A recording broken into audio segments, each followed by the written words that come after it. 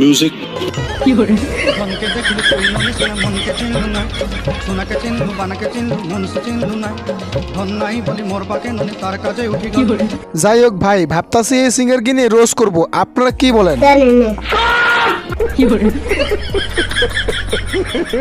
না মানে এরকম অসাধারণ সিঙ্গারকে দেশে আনতে পারলে ভালোই হইতো। তোর মাথা নষ্ট। বাপ রে, এইদিকে তো দেখতেছে সিঙ্গারের গান শুনে সবগুলো মুরগি অজ্ঞান হয়ে যাইতেছে।